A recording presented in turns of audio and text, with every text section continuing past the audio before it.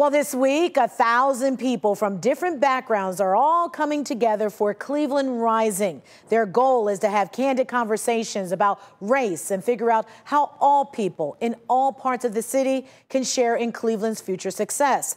This comes while business leaders build up the city to be a hub for technology companies while sculpting a new look for the city of the future.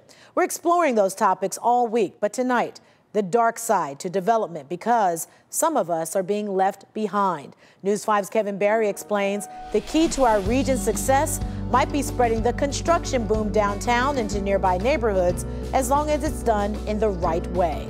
Cranes are in the skyline in Cleveland, putting up new apartments. New construction is a sign of economic vitality, but Cleveland's downtown boom signifies a success that isn't always spread equally across our region. Even just in my 2 years here, I've seen downtown become the it spot. But Parrish Purnell says as new apartments open up and rent rises, people like him are being left behind. Who can afford $1,500 to $2,000 a month rent when you are paying off your student loans and you don't have a job that is paying you $70,000, a year? Parrish moved to the region about 2 years ago and works downtown, but lives with his in-laws in a nearby suburb to save money because at this point in his career, living at a homes downtown or even upscale living is just, it's not attainable. So while Northeast Ohio prepares for the next 20 years, Cecil Lipscomb at the United Black Fund says it's important to understand the positives with the negatives. His organization helps fund workforce development and education projects all around Greater Cleveland,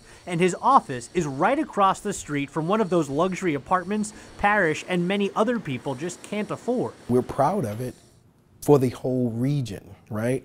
But there is a feeling that in some cases that's another community's project.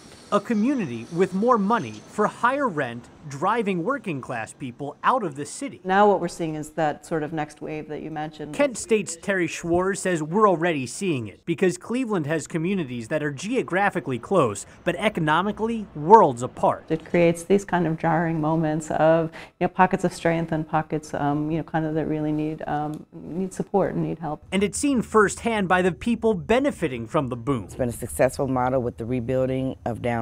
Arian Kirkpatrick's The AKA Team Construction Company is working on luxury apartments on the 9th Street Pier. She says the lack of affordable housing pops up in many of Cleveland's communities, including its communities of color. So in the coming years, she'd like to see downtown success spread. We need to take the model that we have been successful with downtown Cleveland and take them to the Fairfax area, take them to the St. Clair area. But Schwartz says this is still a region that needs financial incentives to make development happen. We're not at the point where anything is a done deal. It takes many layers of tax credits to help the boom downtown, and opportunity zones are now giving incentives for development in low-income areas like Glenville, Collinwood, and Kinsman. Cleveland NAACP President Danielle Sidnor says while those places now at least have a higher chance of investment, there are still challenges. The concern, though, is the opportunity zone investors generally are not coming from the communities in the neighborhoods. Sidnor says new construction has to be careful not to kick out people who have been living in these communities sometimes for decades. So tomorrow, we'll look at how some solutions may be found simply in how a city is laid out. In Cleveland, I'm Kevin Barry, News 5.